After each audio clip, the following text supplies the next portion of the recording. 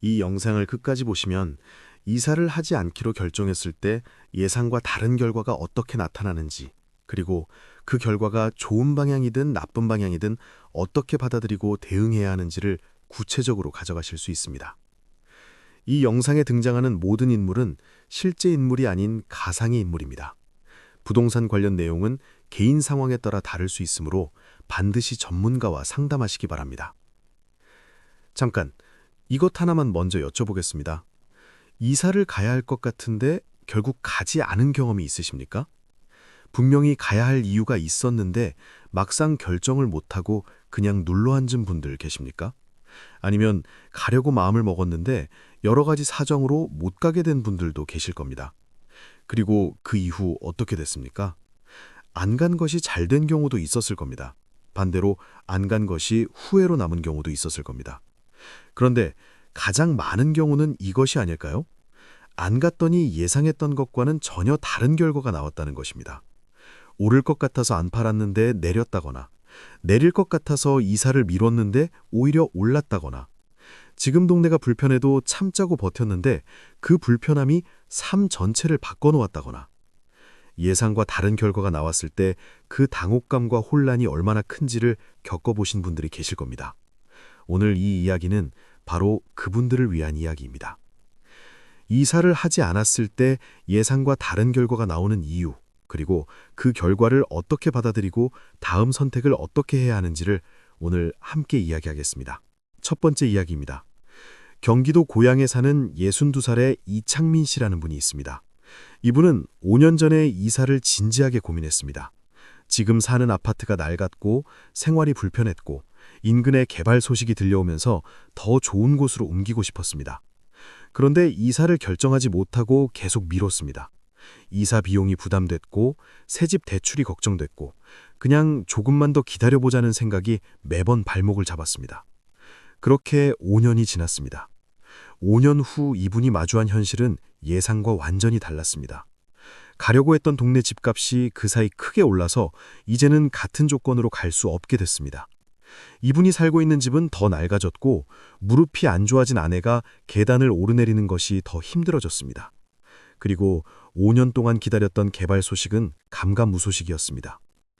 이창민 씨는 저한테 이렇게 말씀하셨습니다.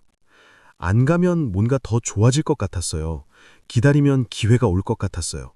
그런데 기다린 5년 동안 상황이 더 좋아진 게 아니라 더 어려워진 거예요. 이사를 안 한 것이 현명한 선택일 거라고 생각했는데 결과를 보니까 그렇지 않았어요. 예상이 완전히 빗나간 거예요. 이 이야기가 오늘 이야기의 시작점입니다. 이사를 하지 않는 선택도 선택입니다. 그런데 그 선택도 반드시 결과를 만들어냅니다. 그리고 그 결과가 항상 예상과 같지는 않습니다. 두 번째, 이사를 하지 않았을 때 예상과 다른 결과가 나오는 첫 번째 이유입니다. 시장은 예측대로 움직이지 않기 때문입니다. 이것이 가장 많은 분들이 경험하는 이유입니다. 집값이 더 오를 것 같아서 팔지 않았는데 내리고, 더 내릴 것 같아서 안 샀는데 오르고, 재건축이 될 것 같아서 기다렸는데 안 되고, 부동산 시장은 전문가들도 예측을 틀리는 경우가 많습니다. 일반인이 시장을 정확하게 예측하는 것은 더 어렵습니다. 그런데 많은 분들이 자신의 예측을 믿고 이사를 미루거나 결정을 바꿉니다. 부산에 사는 64살의 최병희 씨라는 분이 있습니다. 이분은 집값이 더 오를 것이라는 확신이 있었습니다. 주변에서 다들 오른다고 했고 뉴스에서도 그런 이야기가 많았습니다.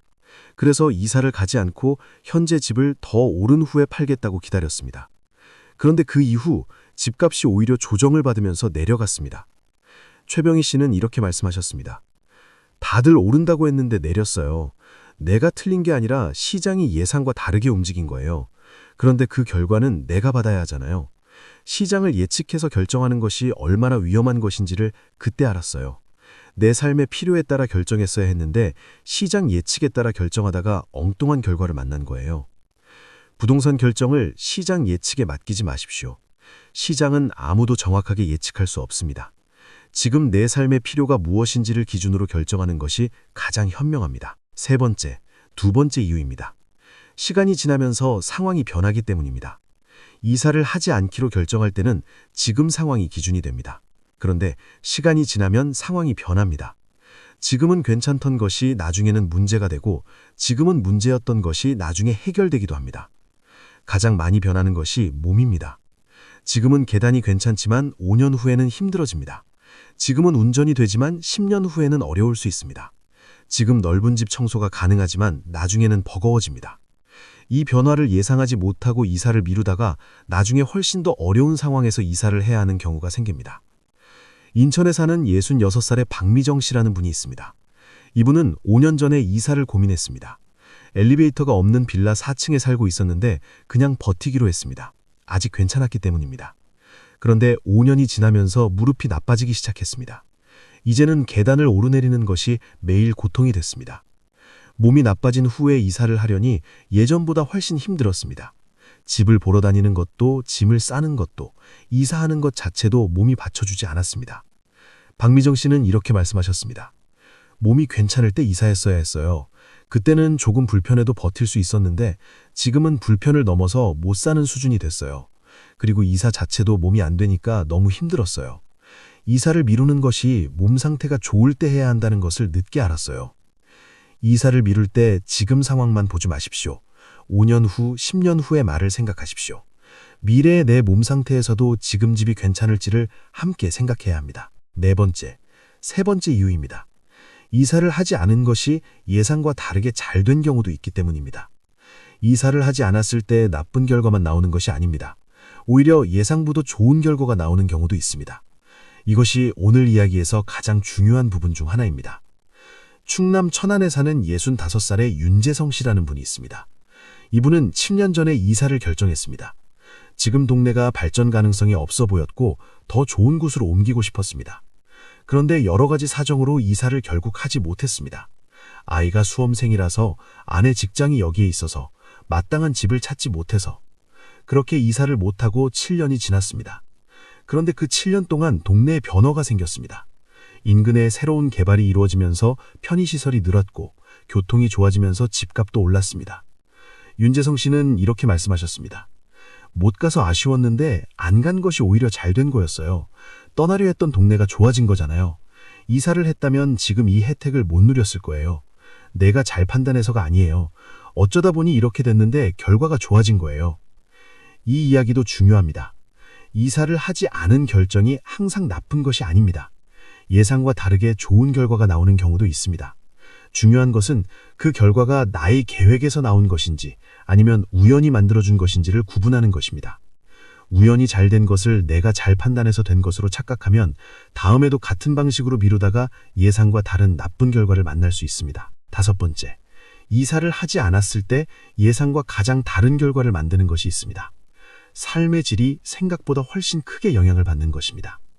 많은 분들이 이사를 고민할 때 집값, 세금, 대출, 이자 같은 숫자들을 먼저 계산합니다. 그런데 정작 이사를 하지 않았을 때 가장 크게 달라지는 것은 매일의 삶의 질입니다.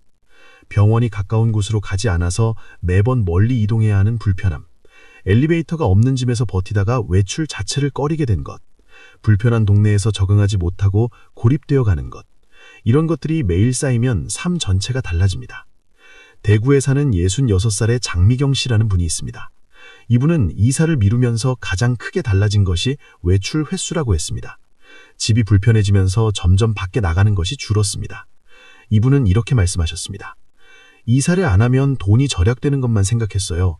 그런데 이사를 안 한 것이 내 삶을 얼마나 좁혀놓았는지를 나중에 알았어요. 나가기 불편하니까 안 나가고, 안 나가니까 사람을 못 만나고, 사람을 못 만나니까 점점 혼재가 되는 거예요. 돈으로 개선할 수 없는 손해를 입고 있었는데 그것을 몰랐어요. 이사를 결정할 때 숫자만 보지 마십시오. 지금 집에서 계속 살 경우 매일의 삶이 어떻게 달라지는지를 함께 생각하십시오. 그 매일의 삶이 결국 노후를 결정합니다. 6번째, 이사를 하지 않았더니 예상과 다른 결과가 나왔을 때 어떻게 해야 하는지를 말씀드리겠습니다. 결과가 예상보다 나쁜 방향으로 나온 경우입니다. 집값이 더 올랐으면 팔려고 했는데 내려간 경우, 이사를 미뤘더니 몸이 더 나빠져서 이사 자체가 힘들어진 경우, 기다렸더니 원하는 개발이 이루어지지 않은 경우, 이런 상황에서 가장 먼저 해야 할 것은 후회와 자책을 멈추는 것입니다. 그 결정을 내릴 때는 그것이 최선의 선택이었습니다. 결과가 예상과 달랐다고 해서 그 선택 자체가 나쁜 것은 아닙니다. 그리고 지금 상황에서 할 수 있는 것을 찾아야 합니다. 경기도 수원에 사는 63살의 박선희 씨라는 분이 있습니다. 이분은 이사를 미뤘더니 원하는 동네 집값이 더 오른 경우였습니다. 예상과 반대의 결과였습니다. 처음에는 너무 후회스러웠습니다. 그런데 이분이 한 가지를 했습니다. 후회 대신 지금 상황에서 무엇을 할 수 있는지를 찾기 시작했습니다. 원하는 동네로 바로 가는 것은 어려워졌지만 다른 방법들이 있었습니다. 그 동네와 비슷한 환경을 가진 다른 곳을 찾거나 지금 집을 활용하는 방법을 다시 생각해보거나 전문가와 상담해서 현재 상황에서 최선의 방법을 찾는 것이었습니다. 박선희 씨는 이렇게 말씀하셨습니다. 예상과 다른 결과가 나왔을 때 후회만 하면 시간을 또 낭비해요. 이미 된 일은 바꿀 수 없어요. 그런데 지금부터 어떻게 할 것인지는 바꿀 수 있어요. 그것에 집중했더니 오히려 더 좋은 방법을 찾게 됐어요. 예상과 다른 결과가 나왔을 때 후회보다 지금을 보는